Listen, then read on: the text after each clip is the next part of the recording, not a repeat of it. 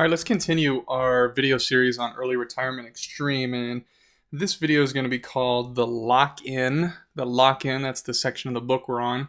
And if you recall back to the first or second video in this series, the author described that kind of most of society can be likened to the scene in Plato's cave. If you're not familiar with Plato's cave, go back to that video and check it out. So in this video, I actually want to describe what the cave looks like. Let me just read this quote here. To break away mentally, remember, breaking away is often, almost 100% of the time, mental more than it is environmental or physical. One needs to be conscious of the fact that one is chained to the floor in Plato's cave. The best way to understand this is to see the cave. To see the cave. That is your current perspective from a different perspective. So in order to see that you and your peers and other people are in the cave, you need to look at it from a different perspective in order to see the cave, namely looking into the cave from the outside. And so that's what the author tries to do in this section of the book. So here's what the author sees. So we're going to start way back at childhood. When do we begin this process of being chained to the cave, to the floor in Plato's cave? Children naturally try to emulate their parents, at least in the early years. So let's just pay attention here. So we have children emulating parents, okay, through watching. So you're watching and emulating. Okay, the examples he uses, you can insert your own, but just grasp the concept here that the beginning of the lock-in period, the beginning of being chained to the cave in Plato's cave, begins as children, and we're going to introduce first what is the traditional path or the typical, the normal path that children would learn how to do certain things. So don't pay attention necessarily to the specific examples here. It's a little bit dated, but just the principle. So children learn life skills such as respect for others, of doing chores or performing a day's work for a day's pay, balancing a checkbook or keeping track of money, how to judge value, how to get good deals, eat inexpensively, cook a meal and do dishes, bake bread, clean, declutter, ride a bicycle, tend a garden, hang up a shelf, or fix a plugged drain. So the point here is that a normal path is that the children would learn from their parents by watching their parents, emulating their parents. There's a problem here though. However, as people have increased their expenses, households now require two incomes. And thus, so often goes in our time, parents have outsourced. Ooh, starting to get controversial. Outsourced their children's upbringing. And possibly taking a lesson from their own situation as wage slaves, they now act as managers of their child's lives and careers rather than role models. So managers rather than role models. So I don't know the best way to graph this out, so it won't really be a two-vector graph, but just kind of consider it like this, that as your expenses are going up, you need a corresponding income to cover those expenses. If you don't have a corresponding income, then of course you're going to have a monthly or annual deficit reaching or accumulating your overall debt. But the principle here, the example that's used here, is that at folks' household expenses, as household expenses have increased, households now require two incomes. They require two incomes. If you have parents that both have to work in order to cover the expenses, those parents aren't going to be in the home with the kids. They're not going to have as much time with the kids as maybe in a previous generation they had. So again, it's not the best graph, but as income and expenses are forced to go up because of a consumption lifestyle, prioritizing consumption, time with kids, and thus the ability to be a true role model where your parents can be the role model and the kids can emulate and learn by watching them. That goes down. So if you have a scenario where kids need to be raised, every child on the planet was raised by someone or a group of people, but at least in the West and predominantly here in the United States, you have this scenario where household expenses keep rising and rising and rising, thus forcing parents, whether it's the mom or the dad, both to go work and try to work more, try to work overtime, try to continually find a different job to make more income to cover those expenses. They're not around. They're not around in order to raise the kids. And so there's a scenario where these parents have to outsource their children's upbringing. So who do they outsource it to? Well, let me just warn you here, we're going into a full-blown cynicism paragraph, but you'll get the point. Fortunately, most of the skills necessary for success as a consumer, this is all cynicism, and as a wage slave, are taught in institutions of the public school system. Okay? Here's a really important point. Personally, I think this is really important, that it's not the subjects necessarily that are taught that's the problem, okay? It's the way they are taught. We could do more videos on this and bring you into my personal philosophy on this.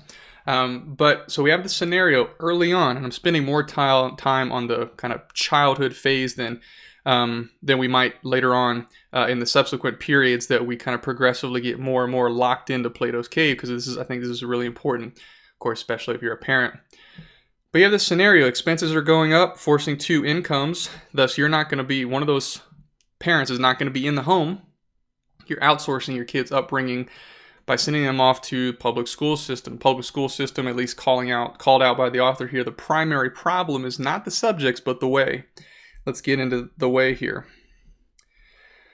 So during the children's typical 12-year stint in the public school system, the most quote-unquote successful read well-adjusted. Okay, now we're going to begin to get into the lock-in period. Let's go back to the highlighter here. Learn not to question authority. Okay, so we're going to talk about what are the things they're learning, the way in which they're being taught. Okay, don't question authority. Don't challenge what your teacher is saying. Don't challenge what the principal is saying. Don't challenge what other quote-unquote authority figures are doing. That's what you're being taught to do. Okay, there's definitely a fine line between being disrespectful, but between that and actually challenging commonly held assumptions. And so there's a nuance here, but not to question authority. Not to ask questions which don't pertain to the task at hand. So stay on cue. Don't ask questions. Follow procedure. Do A, then B, then C.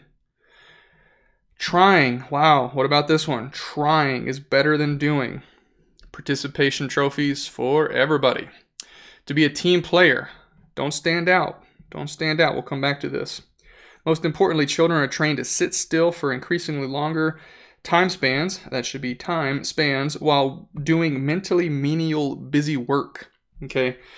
So just think about this. And again, like this book and any video you see, of course, on our channel or others, challenge the quotes, challenge the content of the video, but also check it. Just check any resistance that's coming up within you and just asking, number one, are you open?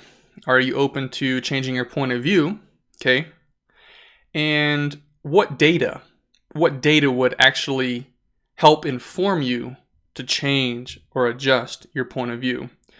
So this period of time, the children's 12 years, at least in this state, 12 years. Wow, they're learning a lot of things that are not going to equip them to live a life that is going to be required whenever those children are in the workforce. So let's keep going. Growing up, the only thing children know is that problems are solved by buying products. Problems are solved by buying products. Got to clean a toilet? We'll go get the cleaning product. Need to get your oil changed? We'll take it to a service station. Something breaks in your house? Well, there's got to be some product or somebody else to fix it. That in order to buy something, one needs a job. Let's get this sequence here. So if you think that in order to fix a problem, you have to buy. You have to buy a product. Well, then you're in a scenario where, let's just trace it backwards here.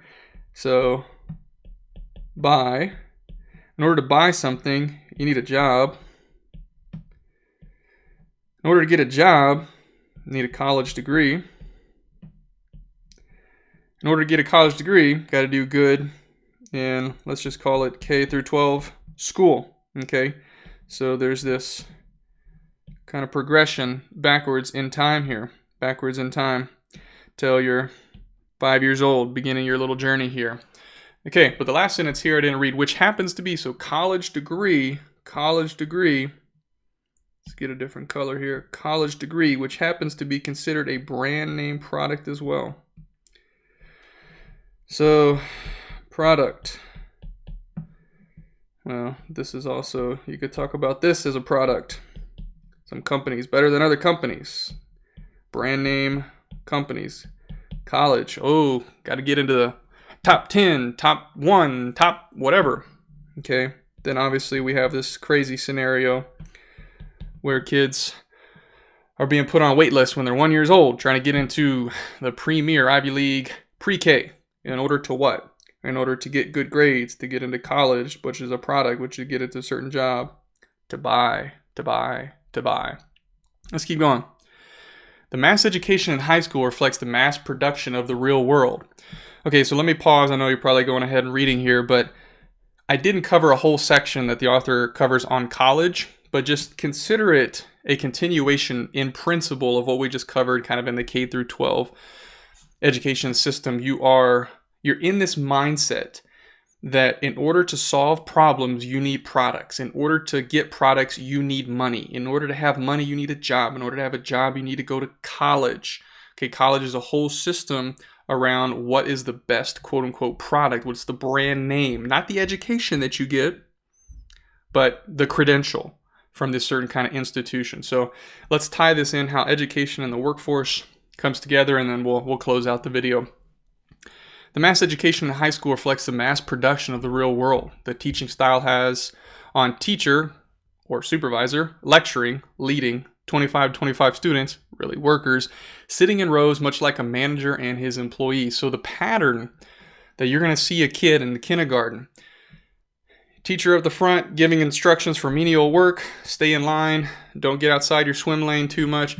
It's the same. It just continues the same progression all the way into the workforce and into your career. And hopefully you want to advance in your career so that you're the person up there lecturing. But either way, it's the exact same system. So let's read this one. Just thought I'd throw this last quote in here. Most promotions are governed by the requirement of seniority. Okay, this is actually could do a couple of videos on this, and maybe we will, but for brevity, we'll keep it here. This means that a superior has to be promoted, retired, or fired before an inferior can be promoted.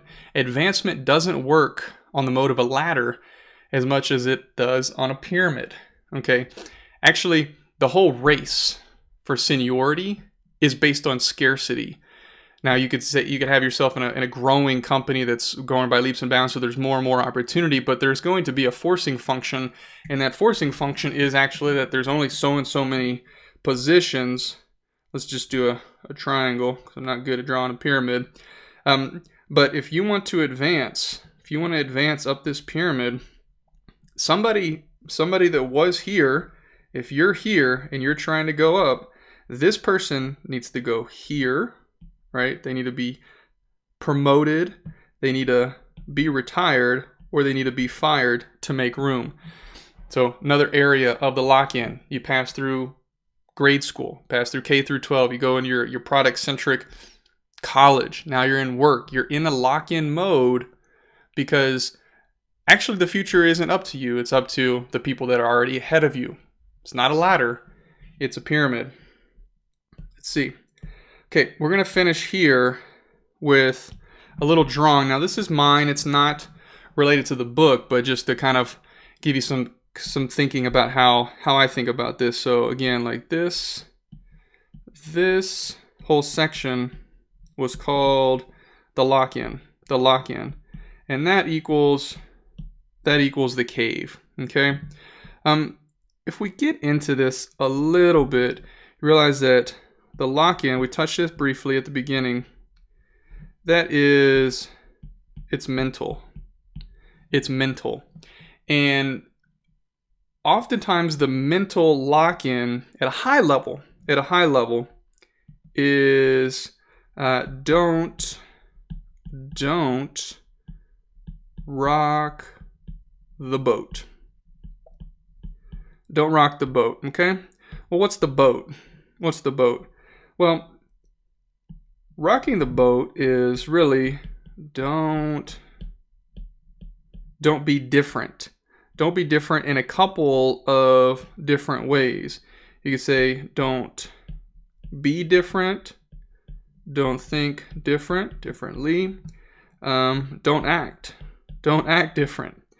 Okay, well, primarily, if you look at be, think, act here, the first one primarily is going to be think. Think different. If you think a certain way, then you'll act differently, and eventually you'll actually be different. So how do we train ourselves to rethink? How do we train ourselves to get outside of the cave? Maybe you're listening to this and you're in my position, kind of youngish, if you will, adulthood. Maybe you're much older, maybe you're 10 or 15 years younger, and you've already been through, say, everything we covered in this video. It's at a high level, but it starts to resonate with you. You're like, man, like that is absolutely true. Some of the subjects in school were helpful, but the way they were taught has locked me into a certain kind of thinking where I'm petrified of rocking the boat and causing people to have uncomfortable conversations. And so maybe that does resonate and you're like, well, what do I do? Okay, what do I do? Well, let me give you one technique that is helpful to helping retrain how we think. And let me grab a different color here. This technique is called the 5 whys. They're called the 5 whys. The reason it's called the 5 whys is because you present, kind of as a thought experiment, present yourself really with a conclusion, okay, or a commonly held assumption, and then you begin to ask why. And you go backwards in time, so to speak. This is also called a root cause analysis. So you're basically trying to unsurface or resurface the actual root of why you think that way, why you believe that commonly held assumption. Okay, and oftentimes as you continue to go back, why, you'll begin to realize, wow, I was just programmed to think this way as far back as I can remember. A lot of examples we can use here. Let's use one as it relates to early retirement. Okay, the assumption here, the first one at the top, let's just do it top to bottom. You have to retire at age 65. Have to retire at age 65. Okay, so let's do that. Why? Why does it take 40 years in order to retire at 65? Well, let's say, so it takes a long time to save. So we'll keep going up here. So let's just do it like this. We'll go, this is kind of the first why. We'll see if we can get 5. The principle is just multiple times until you feel you actually have arrived at the root cause. But let's see if we can get 5 here. Why does it take a long time to save? Okay, why does it take a long time to save? Well, you could say you spend too much. Spend too much. Now, these might not be your reasons. You could have a completely legitimate why. You ask, why does it take a long time to save? You say, because like, I don't have enough money. Okay, well then that would cause you to go down a different branch. Well, why don't you have enough money? But in this case, we're gonna do, we spend too much. We spend too much. Okay, so actually let's erase that. That's not our why yet.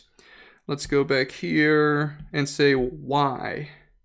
So why do we spend too much? You can actually put the 2 there. Well, you could say, you got to be real deliberate about this. Don't just make up something. What's the real situation? You're kind of peeling back the layers of the onion. Well, I spend too much because I think stuff equals status. Stuff equals status. So there's my third why. So again, we're backtracking from retiring at 65. Well, I have to retire at 65 because it takes a long time to save. It takes me a long time to save because I spend too much money. Why do I spend too much money? Because to me, stuff equals status. Now, this is hard to admit, so take some time. Make sure it's real. You're not doing this for anyone else. You're doing it for yourself. Stuff equals status. Why, to me, does stuff equal status? Well, we could come up with a lot of things here, but we could say we are, let's see, scared of, this might sound strange at first, I'll unpack it, scared of being rejected by our, I'll use an interesting word here, by our tribe. Okay, so this is 4 here. Actually, if you think about it at a kind of at a meta level, everybody's looking for 2 things in life: inward reality and outward community. Over time, many of us in various forms, we develop, if you will, a tribe, a outward community. And that could be your family, it could be a religious community, it could be a political community, it could be a sports team, it could be whatever. But by nature, we're communal beings. And so you say, well, stuff equals status, but stuff actually, it equals a march towards a better life that equals a kind of status within that tribe, in that if I'm accumulating a better house and a better car or a promotion at my job, then I'm one of those people within the tribe to be looked at as quote unquote successful. So stuff equals status, and you want status because you don't want people in your tribe to kind of mark you out as being quote unquote not good enough or unsuccessful or whatever the harsh criticism could be. Well, that's 4. Let's see if we can go 5. Well, why would we be that concerned about what our quote unquote tribe approves or disapproves? Well, it could be that we never created our own measuring stick for success. Okay, so if we had our own measuring stick, then someone that says, well, why didn't you buy a bigger house? Why didn't you get a better car? Why didn't you get promoted? Why don't you have this job that we all consider as good and you choose the job that you have, which we don't consider as good? Well, that wouldn't bother you. Actually, you wouldn't care at all if you had your own internal measuring stick for what you believe is successful. You could actually go more than this. The exercise is called 5 Whys, but you could go deeper. Why haven't I created this? Well, the reason you probably haven't created this is because you've been on the conveyor belt of the Lockin since you're probably 2, 3, 4 years old, like me and like the rest of us. And so there could be a further unpacking. But this is just a tool, this 5 Whys technique, to kind of help us get out of the lock-in, get out of the cave, help us to think differently, help us to start to think differently. And it takes a long time, or at least for me it has, and I'm still in the process of one by one, big assumptions, retirement, personal capabilities, what kind of destiny you will follow. Will you be like your parents? Will you parent like your parents? All these kind of things, challenge them. Start to actually document, what do you believe, and then start going backwards. I always thought I had to retire at 65 because it takes a long time to save. It takes me a long time to save because I spend too much money. The real reason I spend too much money is not because it makes me any happier, it's because I really believe actually that stuff equals status. And I want to have a sufficient status because I don't want to be rejected by my tribe, by my community. I don't want to be rejected, and I'm really fearful of that because I've actually never created my own measuring stick for success. So you can imagine if you cut this thing off at the root, then you can start saying, well, I've done this now. Therefore, I'm not scared of being rejected by my tribe because I have my own measuring stick. I've decoupled stuff from status or well-being or self-worth. Therefore, I've eliminated this spending too much scenario. I'm no longer just trying to save 5% or 10%. I'm up to 50%. I'm 60%. Therefore, it's actually not a long time to save for retirement. And then I can get back up here and start to trim this number down. Maybe it's 55, maybe it's 45, maybe it's 35, completely up to you, but you can see how this exercise will help you, and it has helped me to learn how to think differently, to begin to get out of Plato's cave, to begin to get out of the lock-in period.